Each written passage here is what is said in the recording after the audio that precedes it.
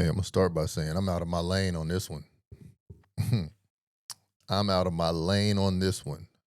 But at the same time, I'm kind of in my zone. Because two things can be true at once, right? At the same time, I could be telling you something, but I might need to be better informed. But I can still give you an honest opinion like a baby, but still be uninformed. Like, for instance, I was just checking something out, and this guy was on his camera, and his kids were in the back seat. And then he has three kids, like three damn near baby seat children. I mean, they was back to back to back. To have three baby seat children. It might be one baby seat kid and then two who is fresh out the baby seat, but they're like consecutive kids. So one of the kids called him out and was like, "Daddy, you said a bad word. You said a cuss word." Right? And he was like, "No, I didn't. What did I say?" They said, "You said stupid." Now, to a child, stupid is a bad word. And so is hella and damn and punk. And I don't know, it's a couple words that are just kind of across the board said, but if you're a kid, it's now damn, yeah, that's understandable. But stupid is a kid bad word, you know. Um, at least in a lot of households. So one of the kids called him out and said, "You said stupid." And at that point, he was like, "Well, I would never call any one of you stupid, and stupid is not a bad word. But why did you do that to your sister?"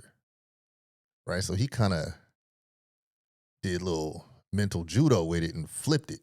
But at the same time, all three of the kids, even the one in the baby seat, co-signed and said, "You said a bad word, Daddy." And on the joint, Daddy never said, "You know what, you're right, I apologize."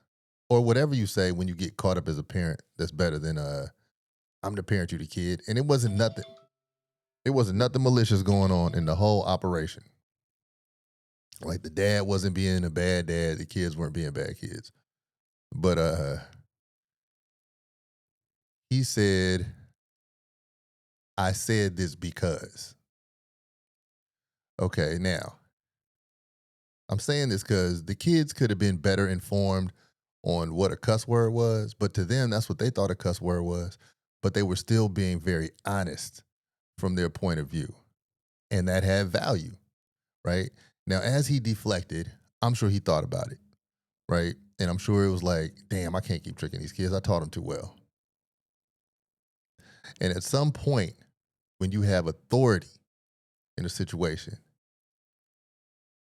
and say you on tricks and games and you're trying to do whatever you can to manipulate to keep the power that you got, at some point it's like, man, I can't keep tricking this subject or these people or this person. I taught them too well. Have you ever been in that situation where you've either taught somebody too well to continue tricking them, or you've been taught too well to continue to be tricked? Something to think about. Happy Monday, baby. I made a decision. Enough is enough. Welcome to Peace in the Air. Oh, I said peace in the air. You like my hat? Welcome to Sorry for My Language.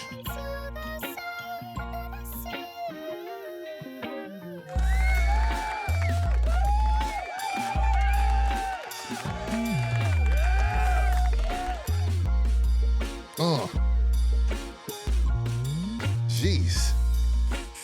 That make you feel away, huh? Silence is the sheep, quiet don't speak a peep. Read about the news, today felt like a week.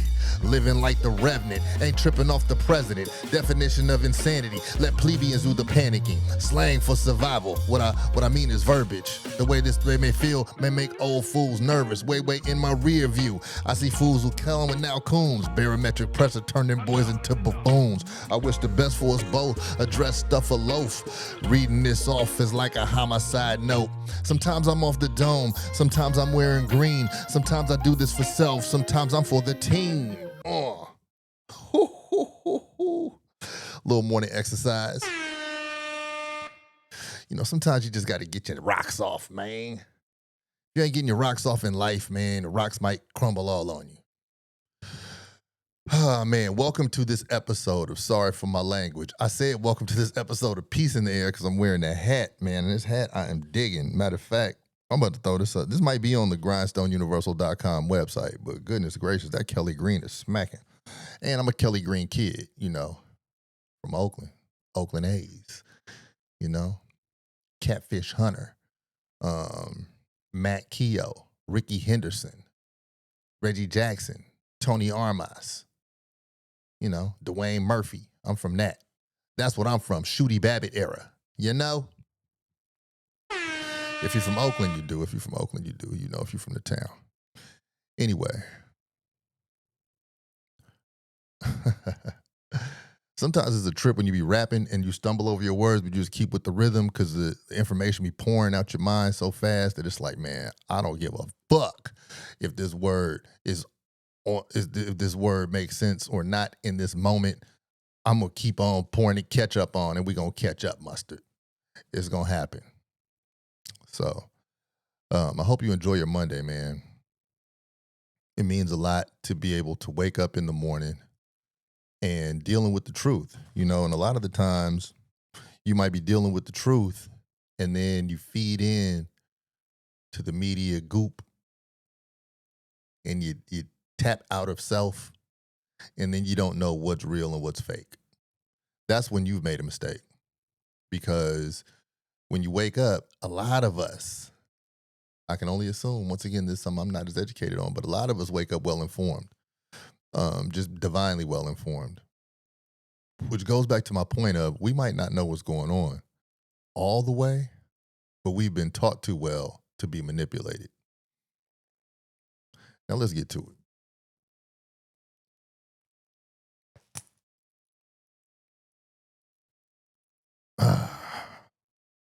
Just had to do that, man. These lights get a little hot. So here we are in America. We got the West Coast, we got the East Coast. On both sides, we have our Hispanic brethren and sistren. On the West Coast, it's more Mexican. On the East Coast, it's more Caribbean, I guess you would call it. Puerto Rican, Dominican, El Salvadorian, and no shade if I left your country out. But in America, we have a huge problem on our hands right now, today, as of this past weekend, which is the irony of a place, right? A place that's only 3,000 miles from one coast to the other. But on one coast, we had this weekend in New York City, it was the Puerto Rican Day Parade. I think it was the Puerto Rican and Dominican Day Parade. I don't know if they call it the Puerto Rican Day Parade or the Dominican Day Parade or the Puerto Rican and Dominican Day. Whatever I know, New York City was jumping. Shout out to everybody. Shout out to Washington Heights. Shout out to everybody who makes it crack off with all the flavors and everything that New York City would not be if y'all weren't there. Y'all keep it live up there. We all appreciate it. It ain't nothing. You can't be in New York City and not get some of that mommy poppy flavor on your experience because the culture is just a big ass empanada up there. You know, you got the black influence, the white influence. You know, you got the Wall Street, you got the Hell's Kitchen, you got the Harlem, you got all that different stuff. And then you got in every little cranny of that junk, wow, just making it one. You got that Puerto Rican, Dominican, Caribbean vibe going on that just makes New York City kind of unlike any other city. So we shout you out. So in celebration of all that this past weekend, you had this big ass parade, and that shit shuts down everything. There was a lot of parades this weekend, but we're gonna stay on the topic. So you had that this weekend. But then on the West Coast in Los Angeles, the Mexicans are fighting for their right to exist. You have a damn a place where people were protesting what their government was doing, and under the First Amendment, you do have the right to assemble. The First Amendment of the U.S. Constitution, you have the right to free speech and the right to freedom of assembly. So they was protesting. But they were protesting the ICE raids. I can't remember what ICE stands for, but it's something like "I kick your ass." That's something what ICE stands for. And they were bogarting restaurants, running up in houses, and just snatching people. And they were, pretty much, I'm gonna snatch you, throw you in the van, and drive you across the border to kick you out of America, very forcefully.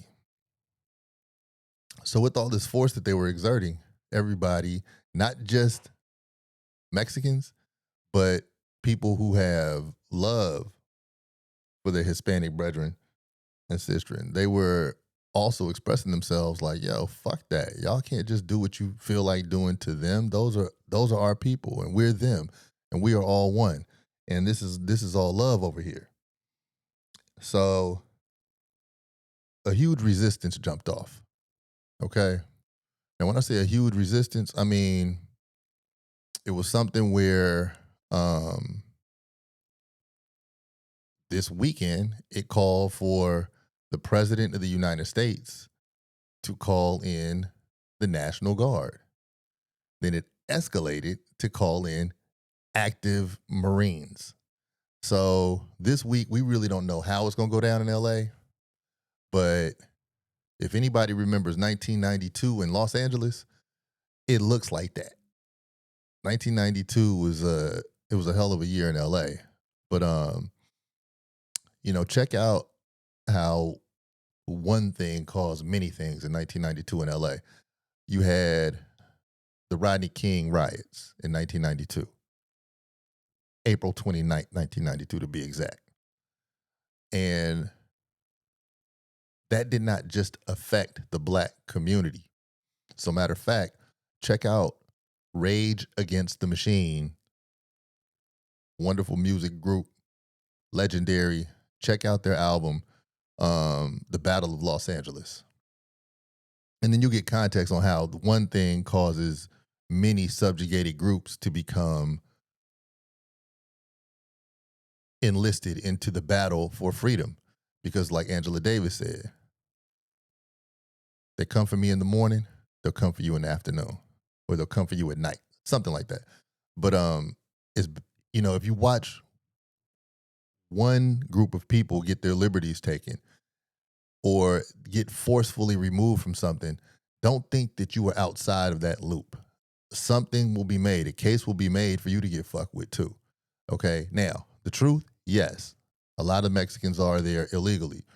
The other truth, the forceful removal of the people when you have when you have state and federal, and the state is saying, don't do this, and federal is saying, we're not paying attention to the state, that right there is violating things that were put in place by the Constitution for states to govern themselves in this country. So if the country, the U.S. government, is willing to break the agreement they have with states that violates people, it's those people today. Your ass is grass tomorrow. So this is something to really keep your eye on. This is not history that I'm barking up. This is now, today. This is happening this morning, right now. Okay, they're active Marines. And the thing about this is where the treason comes in. A lot of people, you've probably seen this before, heard about it, know somebody, this might be yourself. A lot of people got into the military because they didn't want to go to college or because they wanted to buy a car or they wanted to do something like that. Now imagine if you're cool with people, Mexicans, people in LA, people who might be known as liberal, caring people. Say you're cool with that general outfit of people. Or consider the fact that you might be Hispanic, Latino descent, but your ass is in the military. And now you got to go put on the outfit and you got to go snatch up Mexicans and throw them in a van. Meanwhile, you are Mexican or you are cool with these people. Imagine if you've now been activated to do this. Your heart got to drop in your socks. Your PTSD has to be going crazy because you're like, well, not yet, but you were planting the seeds for PTSD. You're like, oh my God, I can't believe that I'm doing this. But then there's a penalty for not doing it, right? So if you've been enlisted for the job to do this and then you don't do it, if you don't terrorize your own neighborhood, our foot is in your ass, and you get discharged without that Chevy Camaro and without that package of benefits that the military was going to give you, and you get up out of here without any type of educational funding, which is why you showed up to be a Marine anyway, or to be a National Guard anyway. So, needless to say, Latinos for Trump backfired. I don't know how they didn't see that shit coming. I don't know how. I don't know what it is that would make anybody who's of Hispanic descent or connection think that Donald Trump was going to save them or free them or negotiate with them or create any type of allegiance with them. I don't understand what they may have been thinking, but it's safe to say that the Latino vote really secured Donald Trump his seat as president of the United States. And now it's a war. It's a war in the street. You got one side against another side, and neither side really has reason to back down. One side is driven by somebody who said they were going to be a dictator on day one, and the other side is driven by the need for freedom, where their land was commandeered from America years ago. So we have the Battle of Los Angeles going on all over again, 30 plus years later. It's probably not going to stop as long as you have somebody up in office thinking he's a white cowboy. White extremism is on display. Now, shout out to Gavin Newsom, who's the governor of California, who is standing on some type of business, realizing that California, now what this sounds like, and now I didn't fully digest it till I say it now, it's damn near like a civil war, right? Because secession is one of the things that is not being talked about outright, but in principle is being discussed. Secession is when, in the Civil War, the South was talking about seceding from the North. That means separating and governing itself. So you had America, you had the North and the South divided by the Mason-Dixon line. The South was the Confederacy, the northern part was the Union. And the Union wanted to unite the whole situation. The South wanted to be like, nope, we're cutting this in half and we want to run our stuff this way, y'all run your stuff that way. So in this battle called the Civil War, the South, their main currency was slaves. Now, the North, they weren't angels, right? But because their main currency was slavery, Abraham Lincoln said, you know what? I'm abolishing slavery. Now y'all broke. So he pretty much broke them in the midst of war. And that's why the Emancipation Proclamation happened, and that's why chattel slavery ended in 1863. However, a lot of the Southerners were like, yeah, we heard about the deal that y'all made, but we ain't gonna tell the slaves because they can't read. So like when it comes across however you getting information, we're not gonna tell them. So eventually, 2 years later, the news really spread around slave plantations and in the plantations of African captives. And in 1865, when the news spread, they realized that they were legally free. And that news spread in the month of June. And it was June 13th, 19th, something like that. We don't know. We call it Juneteenth.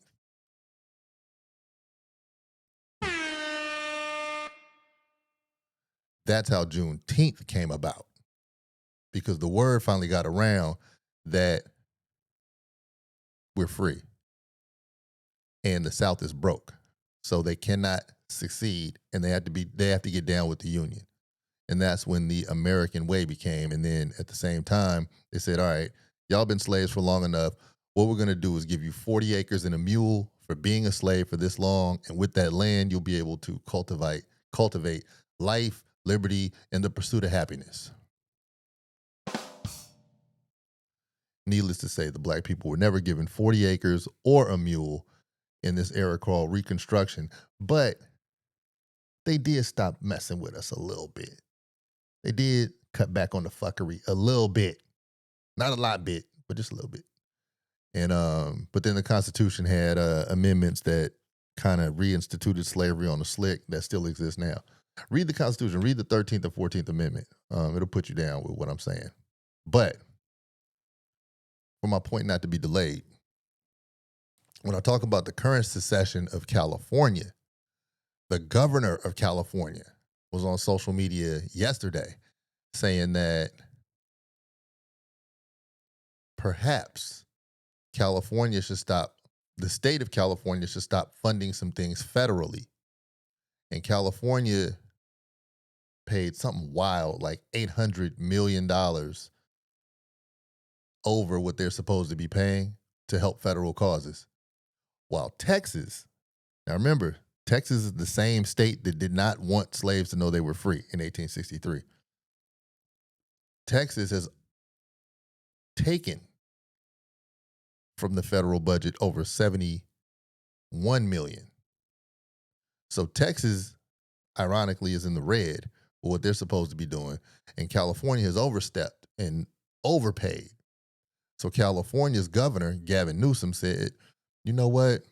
Maybe we shouldn't pay into the federal causes because we're not getting treated properly by the U.S. government as a state. And that's where it stands now. So now you start playing with the money. Now you start playing with the laws. Now you start playing with California. And then whoever wants to join California in this cause saying, we're not fucking with Capitol Hill. We're not fucking with the laws that govern the country. And in our lifetime, this has never happened, to my knowledge. But regardless, there is a war of civility that is kicking off. And I haven't talked to people who I know who are like closer to this on Capitol Hill, but it is bedlam. Now, if you look at the current administration as a table with four legs, you already know the economy is jacked off, right? So that's one leg that's creaky, is not working. You got to stick like a coaster under it to keep it from slipping, or like knowing that the table's leaning. So that's one leg that's messed up. You figure out the other leg. You think about the administration. Within the administration, we just saw last week, they beefing with each other, right? So you don't have any kind of cohesion with the team. Teamwork makes the dream work. They teamwork ain't teamworking. And I've said before, America at this point is like the New York Jets of countries.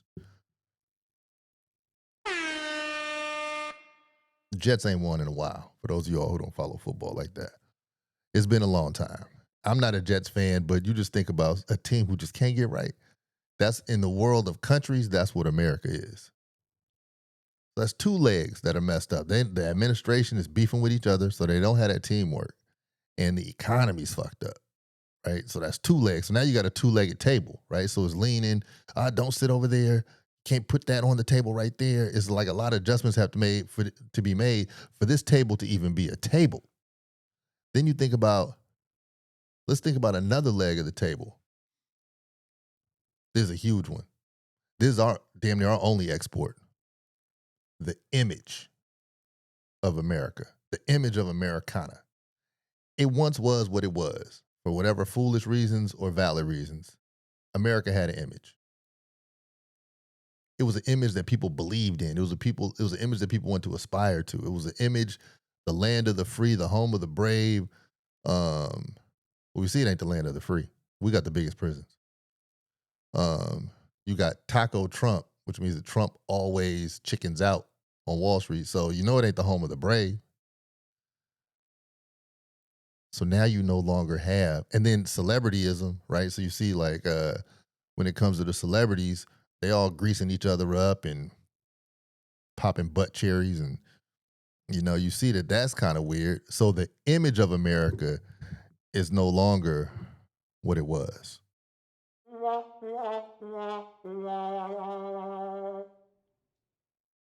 Now, whatever the fourth leg of that table is, that's the only thing that's holding America up. That's it. That's it. And I don't know what it is. Maybe it's sports and media. It might be entertainment. I don't know. It can't be military because America does not have the strongest military in the fights we pick in. So it's not military. So if America was a table, we got one leg and three possibles. So on the West Coast, we have Latinos at war with the U.S. government dispatch. On the East Coast, we have Latinos who are celebrating their Pride Parade. And not pride as in they're gay, but it was gay parades going on too. But the fact that they are proud of their heritage. Bad news travels fast. So it'll be interesting to see how the Latinos, and I think Latinos is the right term. I don't know if it's Latinx, Hispanic, Latin. Shit, I don't know. I know everybody got hella titles right now, so there's no disrespect. But I want to see how the Latinos click together as one, or if they're going to click together as one. Like, are the Puerto Ricans and Dominicans going to blend in this war with the El Salvadorians and the Mexicans? Or the El Salvadorians going to blend with the Mexicans?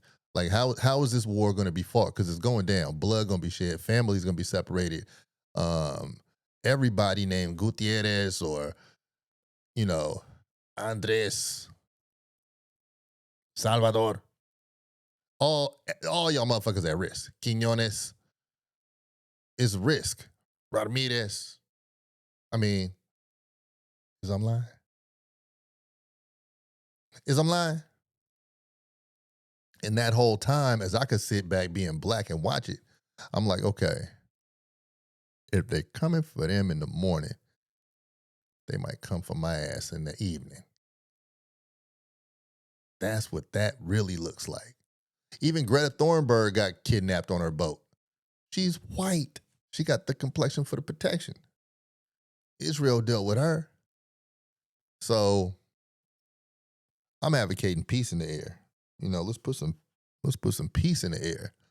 But shit, we had a critical juncture in American history, and thankfully, the Indiana Pacers versus the Oklahoma City Thunder are not a big enough ticket to get us to not pay attention to what's going on. And so we're going to see how subjective the American media is. But this is a big story of humanity. Is really happening.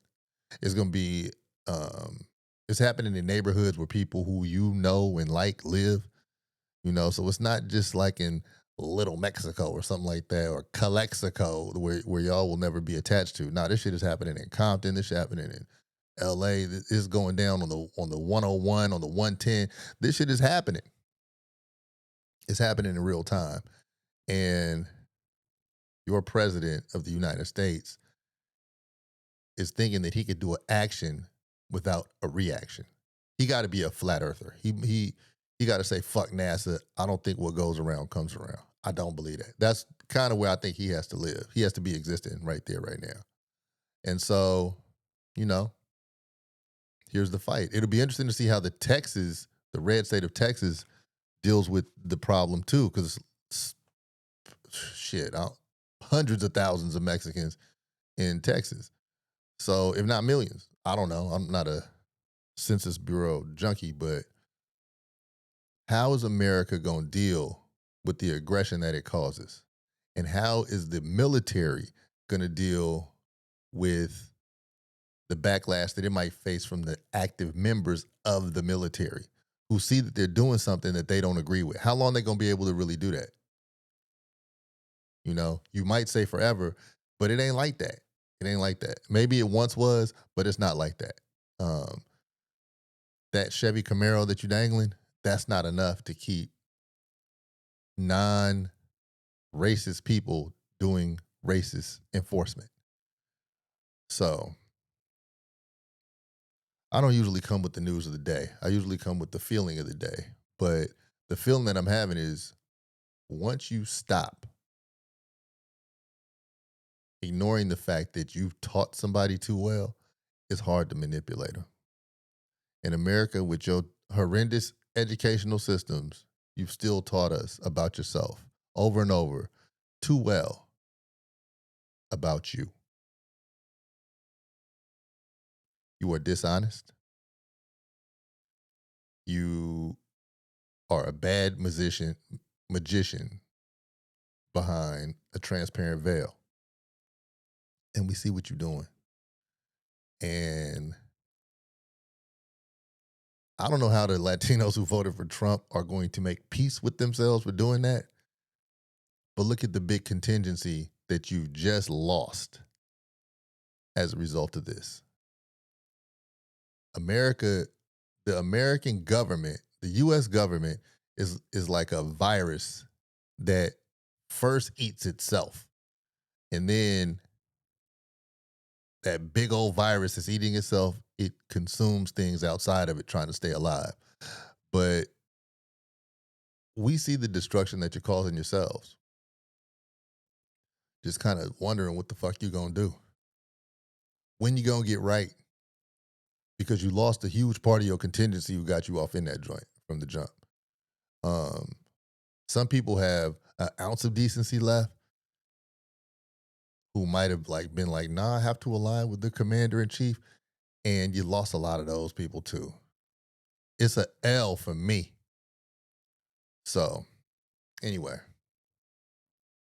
I want y'all to keep peace in the air, man. Keep peace in the air. Keep peace in the air.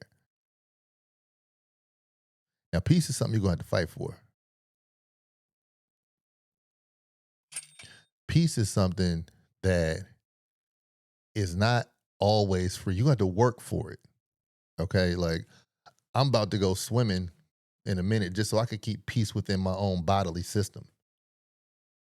So peace is active, right? Peace is not like sit on your ass and let ass meet couch and become one with couch. That's not what peace is. Peace is an act of duty. It's an act of love. It's something that you do because if you don't do it, things ain't going to be easy. Things ain't going to be cool. Things ain't going to be still, right? So peace is is active motion. So just everybody put some peace in the air.